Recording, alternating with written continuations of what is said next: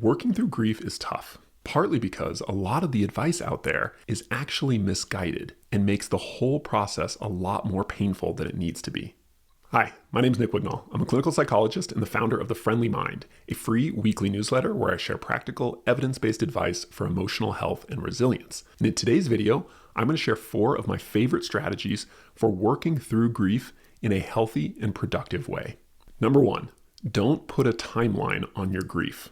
Now, it's a cliche that grief is a process, but not in the way that most people think. Grief is not a checklist of things you do or a stage that you go through like a video game and you come out the other side and you're totally content and at peace. No. In fact, grief never ends. Not really. If you loved someone or something and that person or that thing is gone, you will always experience some amount of grief over that loss. Of course, the frequency and intensity of your grief will likely fade with time, but it will always be present to some degree. This idea is really important to acknowledge and come to terms with, because one of the most unhelpful things that people unwittingly do with their grief is to impose unrealistic expectations about what grief should be like, how long it should take, how they should feel going through the grieving process, and not surprisingly, all these unrealistic expectations only make grieving harder. So don't make grief more difficult than it needs to be by trying to squeeze it into a box, no matter how appealing the fiction that there's some standard shape and size for your grief, because there isn't. Number 2, make time to grieve intentionally.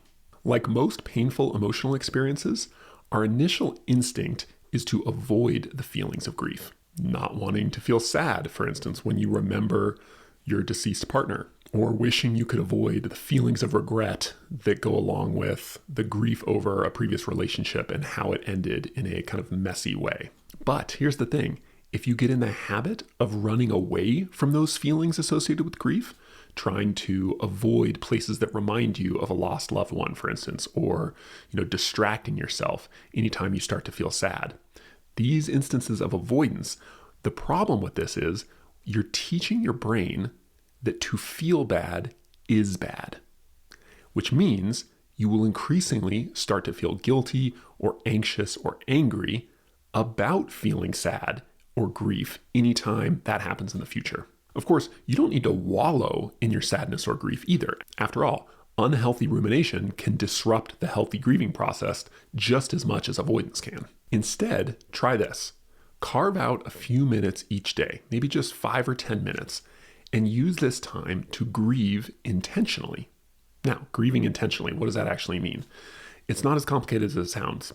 It could be that you simply sit down with pen and paper and you make some time to write about or journal about some of your favorite memories with the person you lost and how you feel when those memories get activated and you are willing to be with them.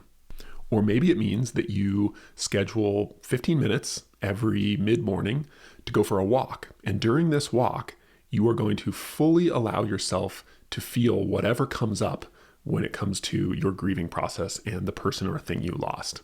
Or maybe you do something more formal and structured. Maybe you go to counseling, grief counseling, and work with a professional.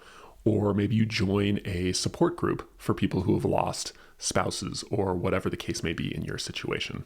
However you choose to do it, by deliberately approaching your grief and being willing to have it, you teach your brain that, however uncomfortable, grief is healthy and safe, which in the long run will help you ease the pain of grief.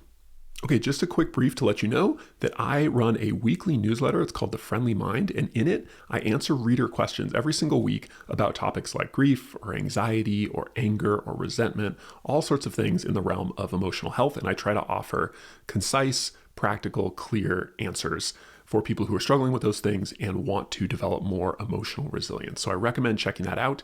There is a link in the description below where you can join the newsletter for free. Number 3.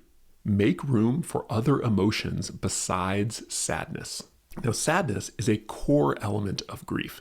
It's also just the natural emotional response to any kind of loss, especially when that loss involves, someone or something that you've loved deeply. But sadness isn't the only emotion involved in grief. Healthy grieving frequently involves a lot of anger and resentment. It's also normal to experience quite a bit of fear and anxiety when you're grieving. Even guilt is not uncommon among folks who are going through the grief process. Unfortunately, because most of the stereotypes around grief typically only involve sadness, a lot of people mistakenly assume that that's really all they should be feeling during the grieving process. But really, nothing could be further from the truth. Healthy grieving means making space for and working through all sorts of emotions, not just sadness. Something I teach my students in my emotional resilience course, Mood Mastery, is this little practice that I call listening for the quiet emotions behind loud emotions. And this exercise is really helpful for grief in particular because healthy grieving is so much about processing your loss fully. And more than likely, that means a range of emotions, not just sadness. So as you work on the previous point from above about making time to grieve intentionally, make sure that that intentional grieving involves listening for and acknowledging and attending to all of your emotions, not just sadness. Number 4, allow grief to be a social process. It's not an accident that nearly every culture in the world has rituals and practices around grief. However, one of the really strange things about modern 21st century life is that really for the first time in history, we have the ability to almost completely isolate ourselves from others and try to go it alone with our grief. Now, while instinctively appealing for a lot of people, because they're afraid of, burdening other people with their grief, or they feel ashamed about still being sad for longer than 6 months or a year, or whatever they think is typical for the grieving process, I have never seen this approach of radical individual kind of isolation as a way of working through grief. I've never seen that work for anyone. In fact, it often really hurts people in their attempts to work through grief. Now, I'm not saying you need to compulsively talk about all the intimate details of your grief and loss with every pizza delivery guy and grocery store clerk you come across. But one of the healthiest decisions you can make with grief is to allow it sometimes to be a social process. For instance, that might look like calling up a friend and asking them to talk for a little while because you just had a miscarriage and are grieving that loss. It could be taking your buddy up on that offer to go on a fishing trip, having just lost your job. It could be sharing a little bit about your grief and your grieving experience in an online forum or community for people like you who lost parents as children. Now, again, to be clear, I'm not saying grief should be a totally public process. In fact, I think for most people, grief is a largely private experience. But that doesn't mean it isn't helpful to have a social element to it and to be willing to let at least a little bit of your grief be a social process. As with most experiences in life, we often need other people more than we are willing to acknowledge or admit to ourselves. And healthy grieving means embracing this fact, even just a little bit. All right, I hope you enjoyed this video.